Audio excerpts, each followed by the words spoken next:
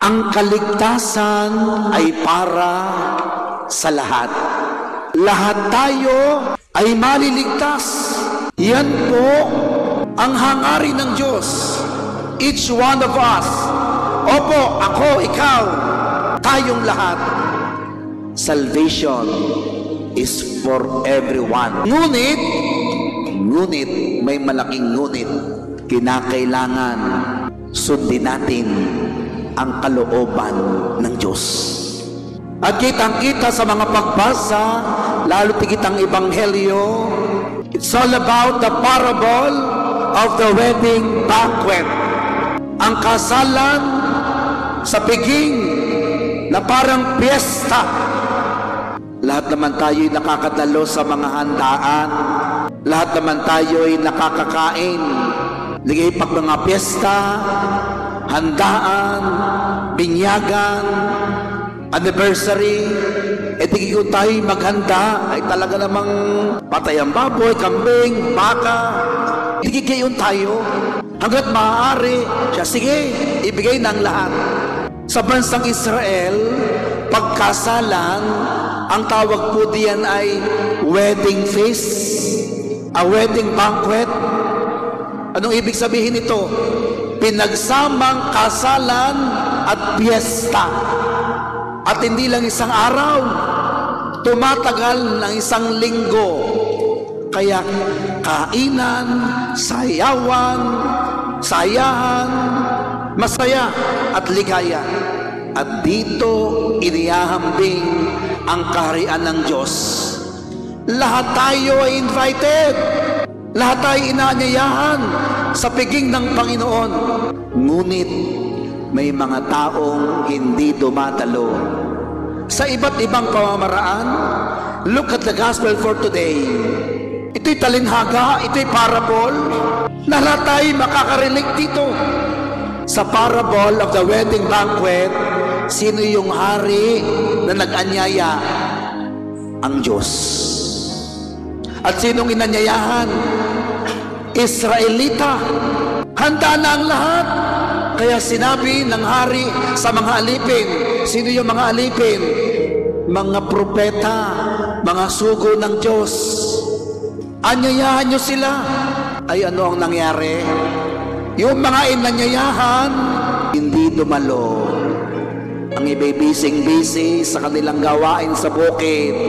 Ang iba'y nagdahilan. Ang iba ay nasa pangangalakal.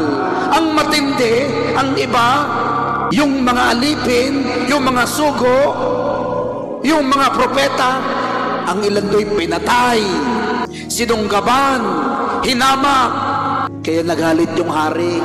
Sa kahuli-hulihan, ang sabi ng hari, gayon pala ang nangyari, ay siya, anyayahan na ng lahat, pumunta kayo sa mga mataong lugar.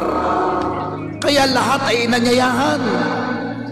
Masasama't mabuti, ano man ang klaseng tao, lahat, hindi lang Hudiyo, hindi lang Israelita, lahat ay inanyayahan. Ngunit, sa mga inanyayahan, may nakita ang hari, may isang taong hindi nakadamit pangkasalan. Kayo ko naman, kung kayo dadalo sa kasalan, di kahit papaano magbibihis ng ayos-ayos, kahit hindi pinakamahal, kahit hindi pinakamaganda, basta't maayos, ay hindi nakadamit pangkasalan. Di tinaboy. Parang utaya atin na banal na misa, di utaya harap sa Diyos, dapat na may maayos-ayos. Ako'y natutuwa dito sa atin, sa mga sumisimba, talagang nakakatupad tayo sa proper decorum, proper attire. Bakit? Pagpasok natin ng simbahan, nagbibihis tayo ng maayos dahil tayo'y humaharap sa Diyos. Palapakan natin ang bawat isa. Opo, lahat naman ay pwedeng pumasok. Lahat nga invited eh. Pero kinakailangan ayusin natin ang ating sarili. Alam mo ninyo, sa mga handaan ay talagang kasarap-sarap naman eh. Ako ho ay dito sa Taal, mag-4 na taon na ho ako dito. Dito ako inabot ng pagsabog ng bulkan at COVID.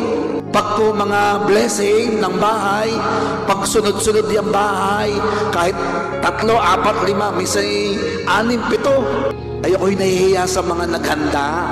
Sa unang bahay at pangalawang bahay, ayos pa. Talagang ay pag naka-3 at 4, ay ako naman hoy, syempre naman, nahihiya naman lang hindi kumain. Di ko kunti na nga, kakainin na kaunti, yung pang-4 na eh. Minsan sasabihin ng may-ari, Father, bakit naman kakaunti yung kakainin? Ari pa ho! Talaga naman, bandihado na. Buti naman may mga sakrisan akong magaling-galing kumain. Ano ho? Kaya naman, nung ako'y nagpatingin sa ospital ng 1 linggo, aba, ay parang ako'y cum laude eh. Lahat ay flying colors, puro pula. Uric, high. Cholesterol, high. May mababa naman. Yung good cholesterol na dapat ay high, ay mababa. Lahat ay pula. Sabi ng doktor sa akin, Father, iingatan niyo ang inyong sarili. Ay, baka kayo mamatay ng maaga. Sasarap din yung kumain. Pero tingnan ninyo, ano po kaya ang pinakamalapit na binabanggit ng Diyos sa Ebanghelyo ngayon? Yung kanyang pag-anyaya sa handaan. Alam niyo kung ano? Banal na misa. At sa banal na misa, dadalwa lang po ang putahe. Dadalwa. Pero ang 2 putaheng ito, ang pinakamainam na putahe. Una, ang salita ng Diyos. Pangalawa, Eucharistia. Kahit ikay makinig ng salita ng Diyos at kumain sa kanyang katawan, hindi ka ma-high blood, hindi ka magkakasakit. Anong hatid sa atin ng putahe ng piging ng Panginoon? Kabanalan at buhay na walang hanggan. Kaya kayong naririto ngayon, binabati ko kayo. Ako'y tuwang-tuwa sa mga taong regular na sumisimba. May iba pa sa atin, halos araw-araw. Pero ang obligation natin, kahit man lang 1 araw ng linggo. Sabado ng hapon, anticipated mass, at buong araw ng linggo.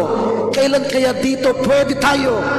Sapagkat ito po ay salita ng Diyos, mga putahe na nagbibigay ng kabanalan, kalusugan, hindi lamang para sa pisikal, kung hindi sa kaluluwa, sa ating pagkatao. Kaya pala ito'y pinaghahandaan, kaya pala ito'y pinagdadasalan, kaya pala kapag tayo nakinig ng salita ng Diyos, tumatama sa ating puso. Naalala ko ho, tuloy na ako'y nag-sermon pat, naka-assign sa Batangas City. Todo ang aking sermon, medyo mabigat ang topic.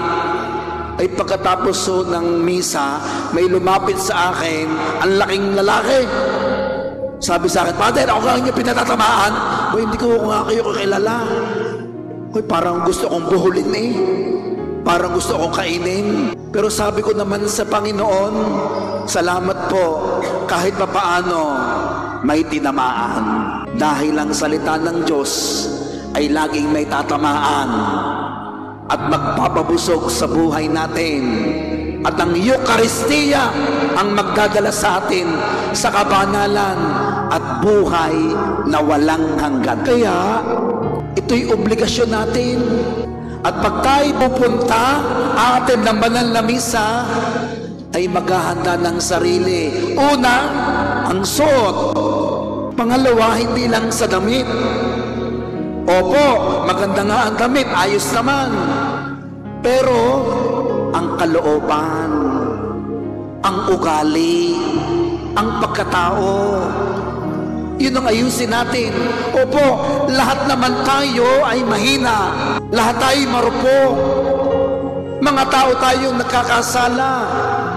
Pero, Natutuwa ang Diyos sa mga taong nagsisikap magpakabuti. Sa mga taong nagsisikap ayusin ang buhay.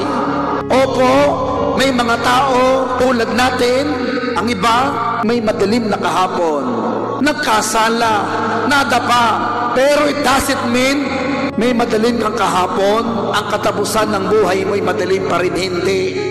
We can make a big decision. Nagkasala tayo dati, nagkamali, pero pwede nating ayusin ang ating buhay. At marami na pong success stories sa ating buhay. Look at you. Marami sa atin hindi nagdadasal nung una. Marami sa atin nung una ay kasama-sama ng ugali. Marami sa atin nung una hindi man lang nagsisimba. Marami sa atin hindi man lang nagbabago. Pero tingnan ninyo kayo ngayon, kahit papaano unti-unting nagbabago. Palakpakan natin ang bawat isa. Isisingit ko ng kaunti ang nangyayaring gera sa Israel. Alam na alam ninyo yan. Masakit sa ating puso ang nangyayaring girian at gera between Hamas and Israel. Let us pray for them. Ang matindi ang ating kinatatakot ay baka yan ang maging mitsa ng World War III. Huwag naman sana. Nakakapanghilakbot yung nangyayaring patayan. Kita ninyo, tayo nga ay nasasaktan na at nasusuklam kapag may mga sundalong namamatay. Nakakaawa. Ang matindi sa gerang are, sibilyan, babae, walang kalaban-laban, matatanda at bata. Pinapatay, pinupugutan ng ulo. Isa sa nakatawag pansin sa akin, may isang Pilipina, may mga Pilipino na hong namatay. May isang Pilipina na nagtatrabaho sa Israel, at alam naman natin yung ating mga kababayan doon nag-aalaga ng mga elderly, nakatatandang Israelita. Ay nung sumiklab ang gera, yung ating Pinay na kababayan hindi iniwan yung kanyang inaalagaan sa sobrang niyang pagmamahal, dahil hindi niya iniwan, kapwa sila pinatay. We condemn this kind of violence. We condemn this kind of killings, especially sa mga inosenteng tao. Wala po tayong kinakampihan. Ang kinakampihan natin, peace.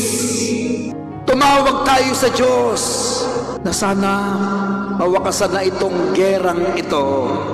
Hindi pwede na tayo lamang ang mapayapa, sila'y nagkakagulo. Masaya tayo, sila'y umiiyak. Hindi. We are one. And salvation is for everybody. Tumahimik tayong sumandali. Ating ipagdasal na sana matapos na ang gera sa Israel at Palestina, at para din sa kapayapaan ng kaluluwa ng mga yumao, at magkaroon ng kapayapaan ang buong daigdig. Sabay-sabay tayo. Hail Mary, full of grace, the Lord is with you. Blessed are you among women, and blessed is the fruit of thy womb, Jesus. Holy Mary, Mother of God, pray for us sinners, now at the hour of our death. Amen. Glory be to the Father, and to the Son, and to the Holy Spirit. As it was in the beginning, it's now and ever shall be, world without end. Amen. In the name of the Father, and of the Son, and of the Holy Spirit. Amen. Palakpakan natin ang Panginoon.